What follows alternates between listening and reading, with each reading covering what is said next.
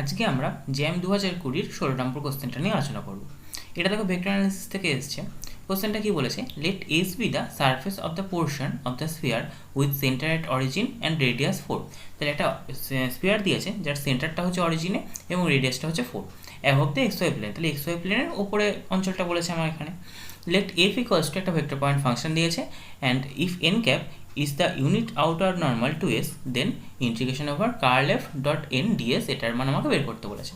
তাহলে দেখো আমাকে এখানে curl f dot n ds এর ইন্টিগ্রেশনটা বের করতে বলেছে। তাহলে এটা আমার স্টোকস থিওরেম অ্যাপ্লাই করে করতে পারবো আমি।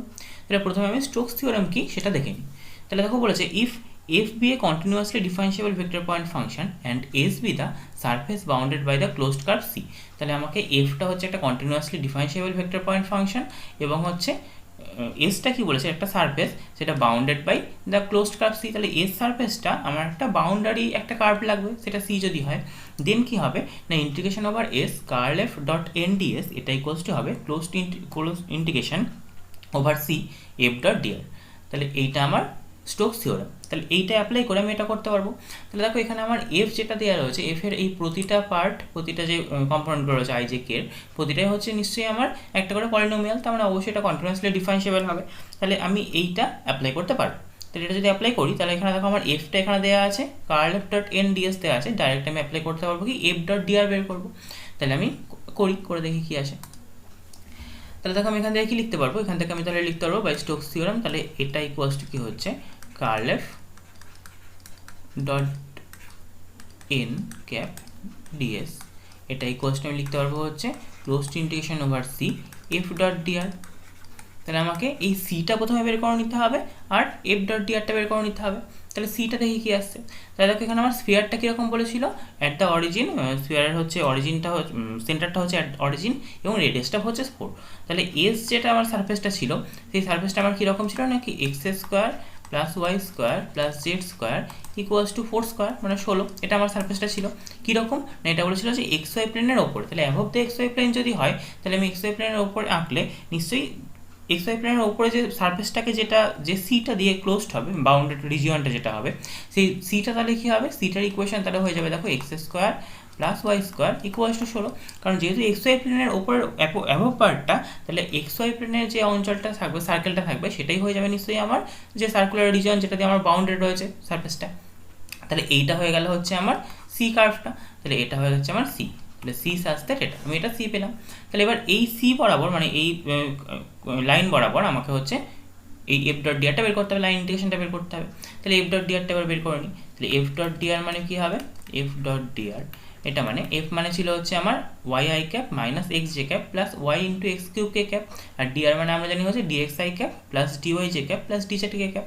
তাহলে এটা মানে আমি যদি ডট প্রোডাক্ট করি তাহলে দেখো আমার ডাইরেক্ট হয়ে যাবে y into d x minus x into d y plus y x cube into d z. এবারটা হয়ে যাবে নিশ্চয়ই। তাহলে এবার আমাকে এফ ডট ডিআর বের করতে হবে, কিন্তু এখানে দেখো আমার কী রয়েছে না, যেহেতু এক্স ওয়াই প্লেনের অ্যাভোভ পার্টে রয়েছে, সুতরাং আমার জেড প্লেন জেডটা একটু শূন্য হয়ে গেল। তাহলে যেহেতু হচ্ছে অন সি কী পাচ্ছি আমি জেড ইকুয়ালস টু 0। তাহলে জেড যদি 0 হয় সেটা নিশ্চয়ই ইমপ্লয় করবে ডিজেডটা ইকুয়ালস টু 0 হয়ে যাবে। তাহলে আমার এখানে এফ ডট ডিআরটা কী হয়ে যাচ্ছে, দেখো শুধু প্রথম দুটো পার্ট পড়ে থাকছে।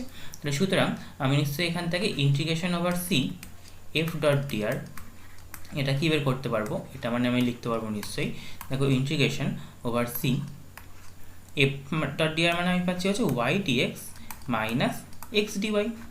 এবার এই সিটা কি, সিটা একটা সার্কেল। তাহলে সার্কেল যেহেতু, তাহলে এটা আমরা নিশ্চয়ই সাবস্টিটিউট করতে পারি। কী করে সাবস্টিটিউট করবো, x equals to r cos theta, y cos to r sine theta, এরকম করে করবো নিশ্চয়ই। তাহলে এক্স ইকুয়ালস টু আমি আর মানে এখানে 4, তাহলে 4 কস থিটা এবং হচ্ছে ওয়াই ইকুয়ালস টু আমি কী করতে পারবো 4 সাইন থিটা, এটা পাবো।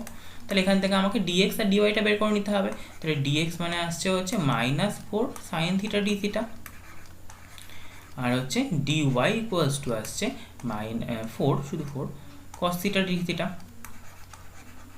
এটা আসছে। এবার এইগুলো আমি মান বসিয়ে দিই। তাহলে এখানে আমার যেহেতু সার্কেলটা রয়েছে, তাহলে আমার থিটার মানটা কী হবে, থিটার মানটা নিশ্চয়ই 0 থেকে 2 পাই পর্যন্ত ভ্যারি করবে।